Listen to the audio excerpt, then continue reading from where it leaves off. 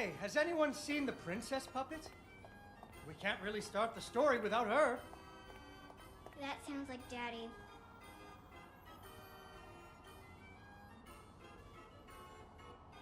Ah, she was right here.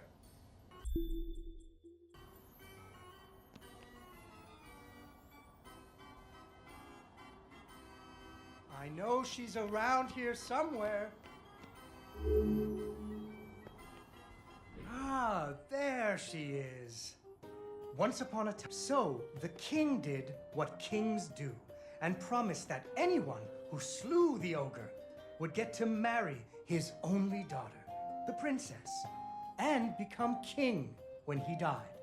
The king's lands were very far away, and the ogre was very large, so only one knight showed up. His name was Fred, and he fell immediately in love with the princess. Fred was a brave knight, and he marched off the next morning, singing a brave song as loudly as he could. After several, the princess tracked Fred's footprints through a strange wilderness full of scary sounds and hidden dangers. Chasms filled with razor-sharp bamboo. Fortunately, she was a very brave princess who loved adventures, just like you. She used her wits to get past unexpected obstacles.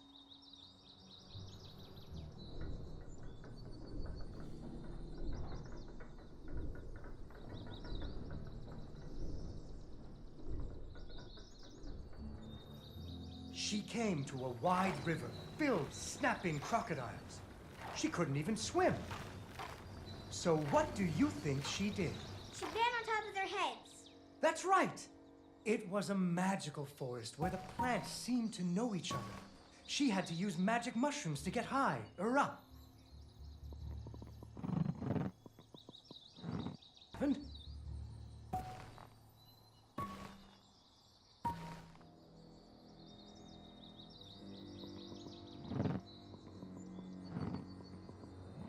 she learned to use some bendy tree branches to fling herself across a patch of deadly sharp bamboo. As the sun was setting, she came to the giant ogre's campsite.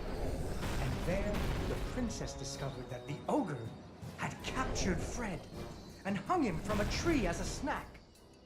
The ogre did not appreciate visitors at all. Even Fred seemed a little embarrassed to see her.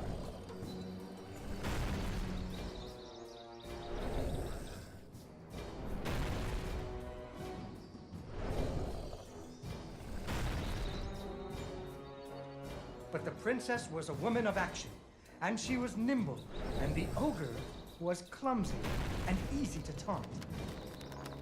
What's a taunt? That's when you make fun of someone. You should never make fun of people, but with ogres, sometimes you have to. And so the princess tricked the ogre and rescued Fred. Fred didn't feel... Fortunately, the king told him about a giant spider that he could slay in order to win the princess's hand. So Fred marched off to the lair of the giant spider, singing a brave song, a little less loudly than before. After several days had passed, the princess got to wondering what had happened to her future husband. So she went off looking for him again. Fred's footprints led her into a dark and creepy cavern, full of strange dripping sounds, kind of like the basement at school. Her footsteps echoed and echoed. Soon she came to a vast pit filled with vicious, deadly spikes. It was much too big to jump over, but far off, she could hear moaning. She thought it might be Fred. So what do you think she did? I know. What? She used an umbrella. What? Like that nanny in that movie. This is the Middle Ages, honey. Where would she get an umbrella? I don't know, but that's what she used. I don't think I have an umbrella. Well, you better find one, because she used an umbrella.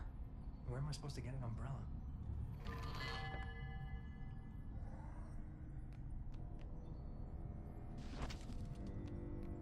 Oh, there we go. So the princess bravely threw herself into the air, slowing her fall using an umbrella, just like that nanny in the movie. She floated down into the cave. Deeper and deeper into the cavern she floated. She thought she could hear Fred moaning, but maybe it was only the wind.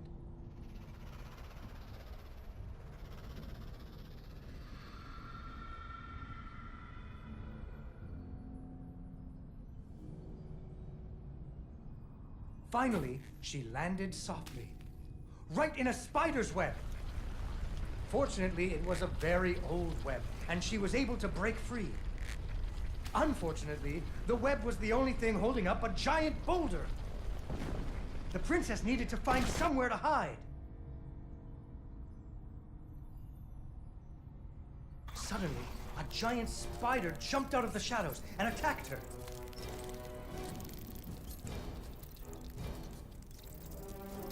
She ran and climbed and jumped and climbed, but the giant spider was very good at climbing too.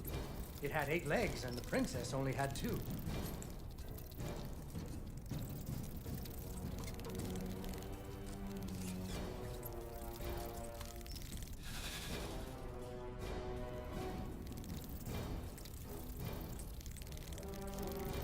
Fortunately, the princess remembered how the webs were holding up boulders.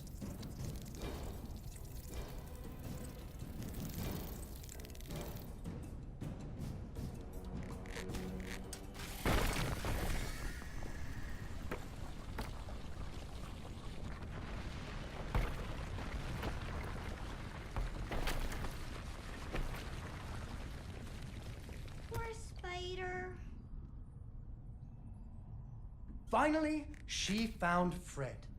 He was all wrapped. He was dreadfully embarrassed about having to be rescued again. He really loved the princess. The princess decided he was cute. Fortunately, the king told him about a dragon that he could slay in order to win the princess's hand and stop being so embarrassed.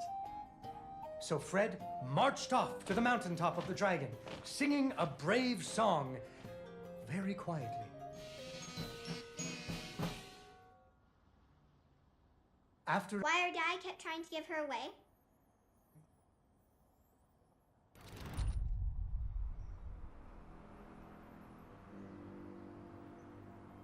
the dragon's mountain was cold, and the wind howled at her to turn back.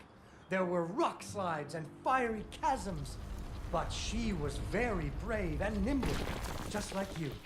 She wasn't going to be put off by a few deadly dangers. Up and up she climbed.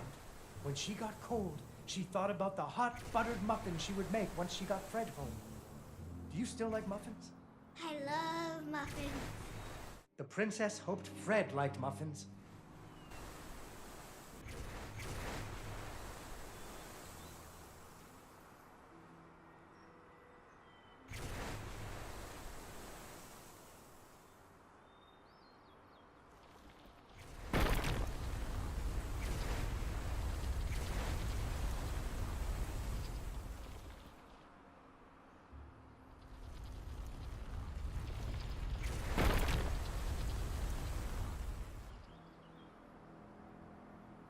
When the princess got to the lair of the dragon, she was not very surprised to see Fred hanging from the roof of the dragon's cave.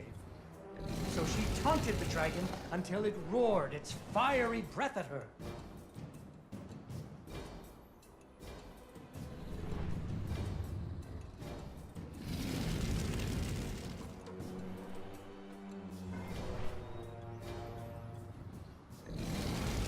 Finally, burning away the ropes that were tying up Fred. And so, there is another version of the story where the princess flew off on the dragon's back to have a life full of adventures, but that's for another day.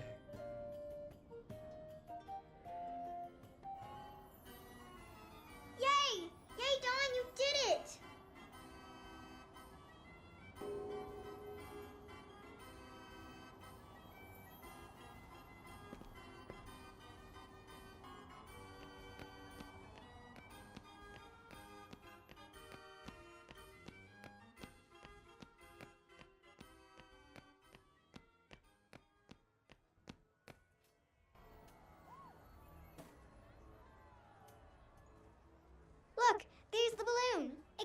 tied so they can't pull it down. But nobody can get up there to untangle it. I bet somebody didn't pay attention when he was tying it down. I think I can turn this on now. I think you're gonna need to get that beacon working.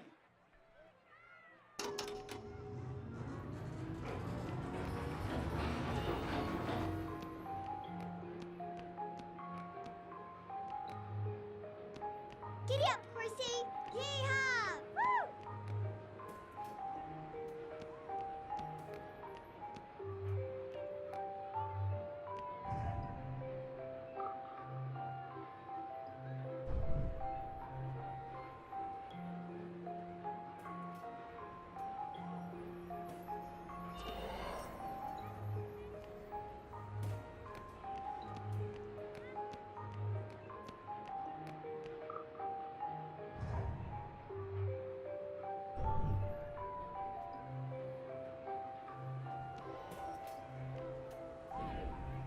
Oops, sorry. Was I in the way?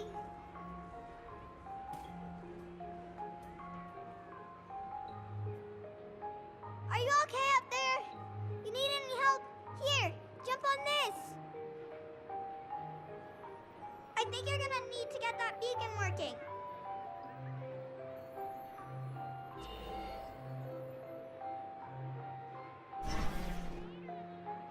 Okay, now you can get up to the roof and untangle Daddy's balloon.